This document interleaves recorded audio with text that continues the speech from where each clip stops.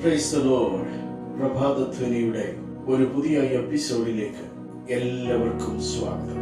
ഈ പ്രഭാതം ദൈവിക ചിന്തകളാൽ വിശ്വാസം വർദ്ധിപ്പിക്കുന്ന, ദൈവത്തിൽ ആശ്രയിപ്പിക്കുന്ന വചനങ്ങളെ നമുക്ക് ഏറ്റെടുക്കാം. ഒരു നിമിഷം ദൈവകരങ്ങളിൽ നമ്മളെ തന്നെ സമർപ്പിച്ച് ചില വേദചിന്തകൾ നമുക്ക് ധ്യാനിക്കാം. അപ്പോസ്തല പ്രവൃത്തി 27-ാം അധ്യായം 18 മുതൽ 26 വരെയുള്ള വേദഭാഗങ്ങൾ ഞാൻ നിങ്ങൾക്ക് വേണ്ടി വായിക്കുന്നു. ഞങ്ങൾ കൊടുങ്കാറ്റിനാൽ അത്യന്തം അലയുക കൊണ്ട് പിറ്റേന്ന് അവർ ചരക്ക് പുറത്തു കളഞ്ഞു. 3-ാം നാൾ അവർ സ്വന്തം കൈയാൽ കപ്പൽ കോപ്പും കടലിൽ ഇട്ടുകളഞ്ഞു.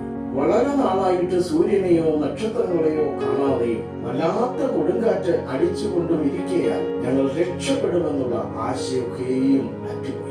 അവർ വളരെ പട്ടിണി കിടന്ന ശേഷം പൗലോസ് അവരുടെ നടുവിൽ നിന്നുകൊണ്ട് പറഞ്ഞത്, പുരുഷന്മാരെ, എന്റെ വാക്കനുസരിച്ച് ക്രേത്തയിൽ നിന്ന് നീക്കാതെയും ഈ കഷ്ടനഷ്ടങ്ങൾ സമ്പാദിക്കാതെയും ഇരിക്കേണ്ടതായിരുന്നു. എങ്കിലും ഇപ്പോൾ ധൈര്യത്തോടിരിക്കാൻ ഞാൻ നിങ്ങളോട് അപേക്ഷിക്കുന്നു. കപ്പലിനല്ലാതെ നിങ്ങളിൽ ആരുടെയും പ്രാണന് ഹാനി വരികയില്ല. എന്റെ ഉടയവനും ഞാൻ സേവിച്ചു വരുന്നവനുമായ ദൈവത്തിന്റെ ദൂതൻ ഈ രാത്രിയിൽ എന്റെ അടുക്കൽ നിന്ന്, പൗലോസേ, ഭയപ്പെടരുത്, നീ കൈസരുടെ മുൻപിൽ നിൽക്കേണ്ടതാകുന്നു. നിന്നോടുകൂടെ യാത്ര ചെയ്യുന്നവരെയൊക്കെയും ദൈവം നിനക്ക് ദാനം ചെയ്തിരിക്കുന്നു എന്ന് പറഞ്ഞു. അതുകൊണ്ട് പുരുഷന്മാരെ, ധൈര്യത്തോടിരിപ്പീൻ. എന്നോട് അരുളി ചെയ്തതുപോലെ തന്നെ സംഭവിക്കും എന്ന് ഞാൻ ദൈവത്തെ വിശ്വസിക്കുന്നു. എങ്കിലും നാം ഒരു ദ്വീപിന്മേൽ മുട്ടി വീഴേണ്ടതാകും. ഏറ്റവും പ്രാധാന്യമേറിയ ഒരു വാക്യം, എന്നോട് അരുളി ചെയ്തതുപോലെ തന്നെ സംഭവിക്കുമെന്ന് ഞാൻ ദൈവത്തിൽ വിശ്വസിക്കും. പ്രതിസന്ധിയിലെ പ്രത്യാശയാണ് ഇവിടെ നമുക്ക് കാണാൻ കഴിയുന്നത്. അപകടങ്ങൾ അറിയിപ്പ് കൂടാതെയാണ് വരുന്നത്. സാഹചര്യങ്ങൾ ഗുരുതരമാകും വരെ കൈവിട്ടു പോകാതെ കരുതലോടിരിക്കുകയാണ് ആത്മീക ജീവിതം കൊണ്ട് നമ്മൾ ആഗ്രഹിക്കേണ്ടത്. എങ്കിലും പ്രതിസന്ധികൾ ജീവിതത്തിൽ അനിവാര്യമാണ്. സ്ഥിരതയോടെ നേരിടുകയാണ് അതിൽ പ്രധാനമായ കാര്യം. കപ്പൽ ഛേദം പൗലോസിന് മറ്റുള്ളവരെ കൂടെ വീണ്ടെടുക്കുവാനുള്ള നിയോഗമാണ് എന്ന് പൗലോസ് മനസ്സിലാക്കി.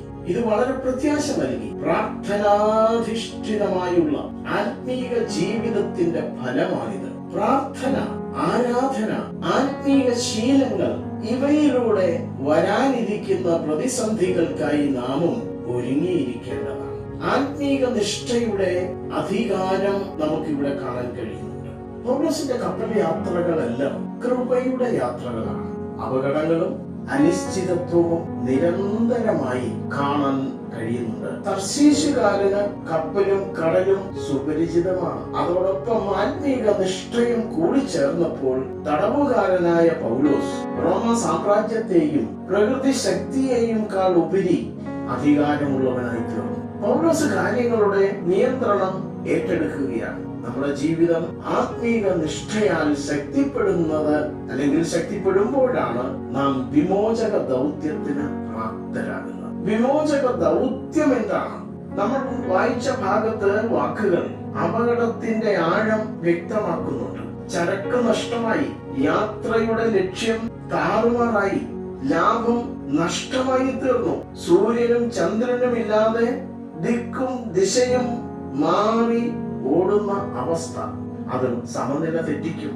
പിന്നെ രക്ഷപ്പെടുമെന്ന ആശയില്ല. അവർ ഭക്ഷണം കഴിക്കാതെ മരണഭയത്തോടെ പാർക്കുന്നതായി നമുക്ക് കാണാൻ കഴിയും. എന്നാൽ പൗലോസിന്റെ ഇടപെടൽ ഇവിടെ ശ്രദ്ധേയമാണ്.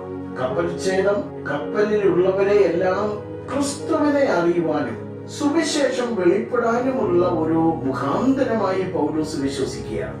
ലോകത്തിൽ സഭയുടെയും വിശ്വാസ സമൂഹത്തിന്റെയും ദൗത്യ മാതൃകയാണിത്. വീണ്ടെടുപ്പിന്റെയും വിമോചനത്തിന്റെയും ദൗത്യം. ഇന്ന് മനുഷ്യ ജീവിതം കപ്പൽ ഛേദം പോലെയാണ്. പലരും വിശ്വാസത്തിൽ ബലഹീനരാണ്, ആത്മീക നിഷ്ഠ പുലർത്താൻ കഴിയാത്തവരാണ്, പാപബോധത്താൽ വലയുന്നവരാണ്, മദ്യപാനം, മയക്കുമരുന്ന് തുടങ്ങിയ രോഗങ്ങളാൽ സങ്കടപ്പെടുന്നവരാണ്, ക്ഷമയില്ലാത്തവരാണ്, കോപിഷ്ഠരാണ്, പകയും പിണക്കവും ഉള്ളവരാണ്, വിമോചനം ആവശ്യമായിരിക്കുന്നവർ ഏറെയാണ്. ഇങ്ങനെയുള്ളവരെ വീണ്ടെടുക്കാൻ വിശ്വാസ സമൂഹത്തിന് കഴിയണം പ്രിയരെ. അതിന് നാം പൗലോസിനെ പോലെ ആത്മീക നിഷ്ഠയിലും തീഷ്ണതയിലും നിലനിൽക്കണം.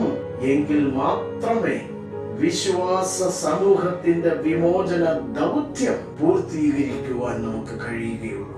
അതുകൊണ്ട് ദൈവസന്നിധിയിൽ നമ്മളെ തന്നെ സമർപ്പിച്ച് പ്രാർത്ഥിക്കാം. കർത്താവേ, വിമോചന ദൗത്യം ഏറ്റെടുക്കാൻ ഞങ്ങൾക്ക് വിശ്വാസത്തിന്റെ സ്ഥിരത നൽകണമേ. ഞങ്ങളെ വാത്സല്യമായി സ്നേഹിക്കുന്ന ഞങ്ങളുടെ ദൈവമേ, സ്വർഗീയ നല്ല പിതാവേ, മനോഹരമായ നല്ല പ്രഭാതയാമത്തിനായി ഞങ്ങൾ അങ്ങേ സ്തുതിക്കുന്നു, സ്തോത്രം ചെയ്യുന്നു. കർത്താവേ, ഞങ്ങൾ ചിന്തിച്ച വേദഭാഗത്തിനായി, ചിന്തകൾക്കായി ഞങ്ങൾ അങ്ങേ സ്തുതിക്കുന്നു, സ്തോത്രം ചെയ്യുന്നു. അവിടുന്ന് ഞങ്ങളെ കേൾപ്പിച്ച നല്ല ആലോചനകളെ ഞങ്ങൾ ഏറ്റെടുത്ത് ഞങ്ങൾ തന്നെ ആ വചനങ്ങളുടെ മുൻപാകെ സമർപ്പിക്കുന്നു. കർത്താവേ, അവിടുന്ന് ഞങ്ങളോട് കൃത്യമായി സംസാരിച്ചല്ലോ, കൃത്യമായി ഇടപെട്ടല്ലോ. പ്രതിസന്ധിയിൽ പ്രത്യാശയുള്ളവരായി ജീവിപ്പാൻ ഞങ്ങൾക്ക് കൃപ നൽകണമേ. നിരാശപ്പെട്ട് അതുമിതും പുലമ്പുന്നവരായി തീരാതെ ആത്മീയ നിഷ്ഠയുടെ അധികാരമെടുത്ത് വിമോചക ദൗത്യം പ്രായോഗികമാക്കുവാൻ, കർത്താവെ, ബലഹീനരെ താങ്ങുവാൻ, ക്ഷീണിതരെ സഹായിപ്പാനൊക്കെ ഞങ്ങൾക്ക് കൃപ നൽകണമേ എന്ന് പ്രാർത്ഥിക്കുന്നു. അവിടുത്തെ കരങ്ങൾ ഞങ്ങളെ സമർപ്പിക്കുന്നു. അവിടുത്തെ ഹിതം ചെയ്യുവാൻ ഞങ്ങളെ പഠിപ്പിക്കണമേ. പ്രാർത്ഥന കേട്ടതുകൊണ്ട് സ്തോത്രം. യേശുവിൻ നാമത്തിൽ തന്നെ. ആമേൻ. പ്രൈസ്